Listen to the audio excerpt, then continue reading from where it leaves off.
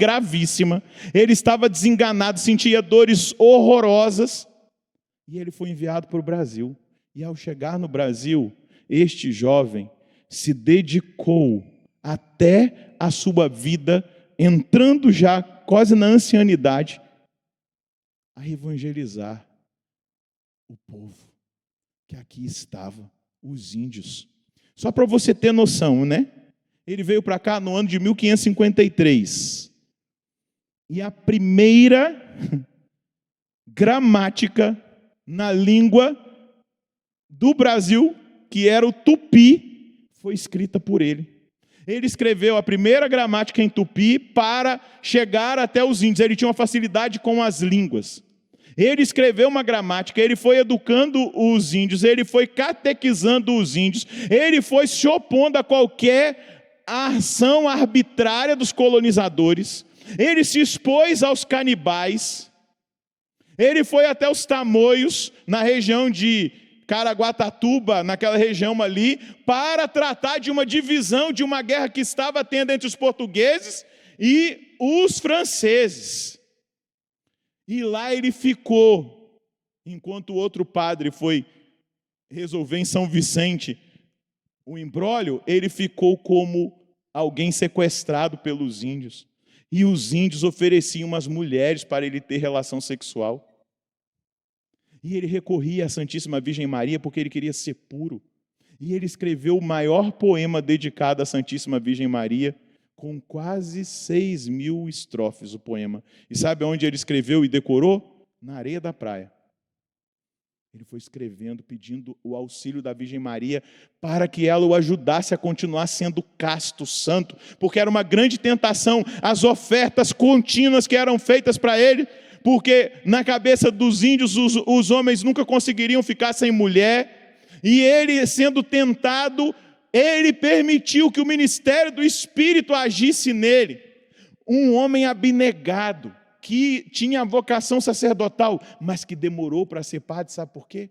Porque ele foi professor de outros que se formaram padres na congregação jesuíta e não pensou somente em si. Você vê a rendição do coração de um homem que deixa o Espírito Santo trabalhar nele. Eu anotei aqui a carta que ele escreveu para o propósito geral, Diego Lanhês, da congregação dos jesuítas. Ele fala assim: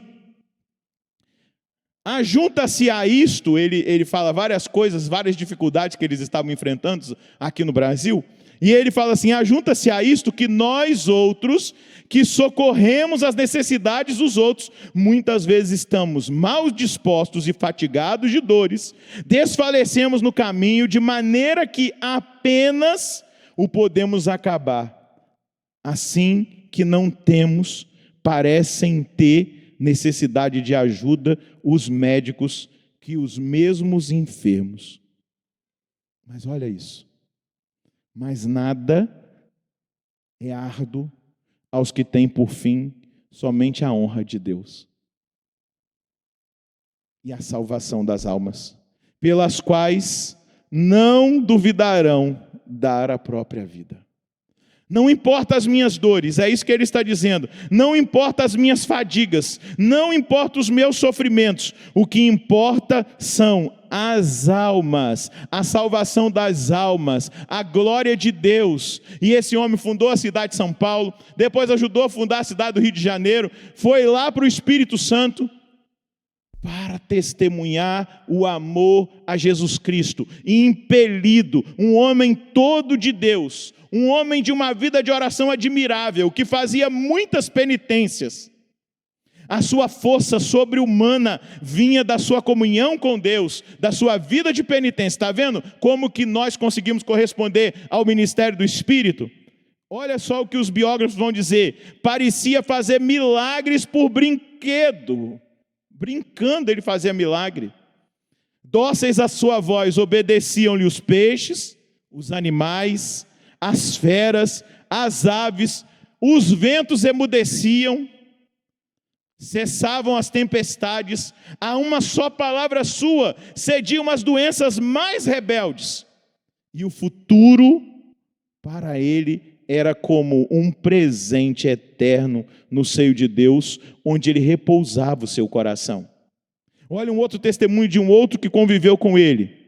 Ele vive a caminhar descalço por léguas, pelo sertão afora, em busca de almas para salvar. Dorme no chão, ou fica a noite inteira ajoelhado em oração. Consta-se que é capaz de curar doentes com suas orações. Falavam que viam-no levitando, e ele tinha previsões do futuro, porque ele tinha revelações em sonhos. Ele era chamado de o Xavier da América, o taumaturgo do mundo. O padre Gaspar Ferreira, que foi aluno de Anchieta no Espírito Santo, nos anos de 1587 e 1588, atestou.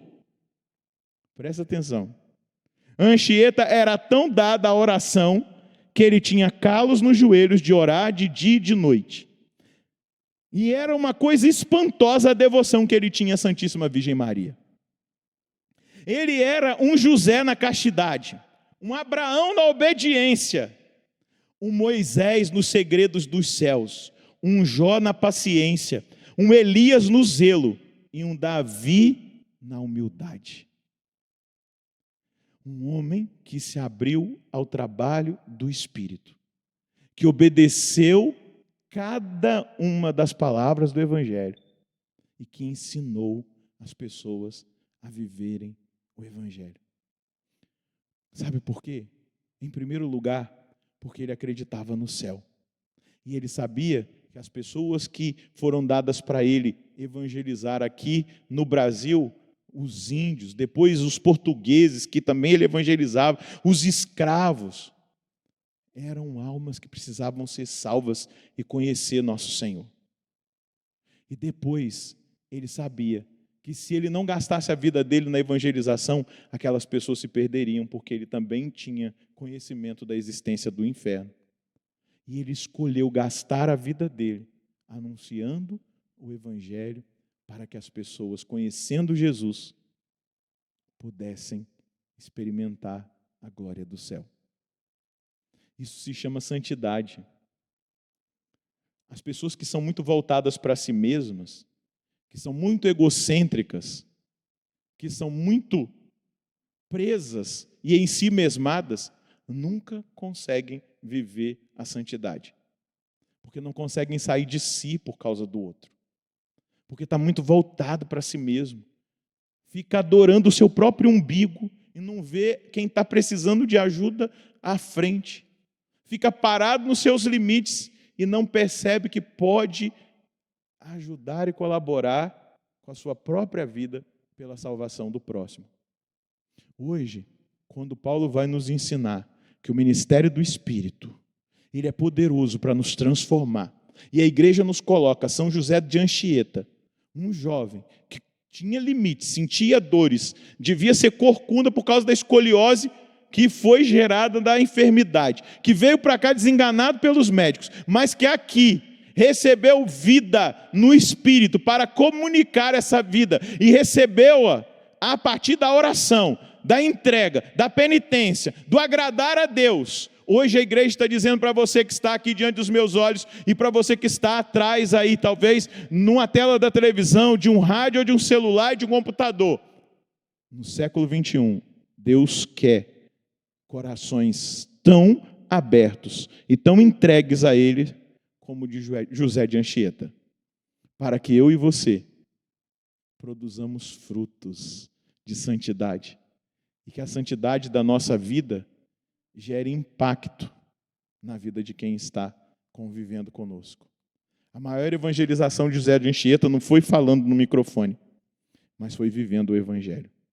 Eu queria dizer, para terminar, se você que está aqui buscar viver o Evangelho, você vai evangelizar a sua casa, sem precisar cuspir versículo bíblico sobre ninguém. Porque muitas vezes a nossa tendência é condenar todo mundo que está na nossa casa. Ah, porque você não vive, você está condenado ao fogo do inferno. Mas as pessoas da nossa casa muitas vezes não veem o Evangelho encarnado na nossa vida. Elas veem outra coisa. Se nós vivermos verdadeiramente o Evangelho, se a nossa vida for uma pregação, as pessoas veem Jesus em nós nós mudaremos pelo menos o mundo que está ao nosso redor. As pessoas que convivem conosco serão tocadas pela nossa vida de santidade.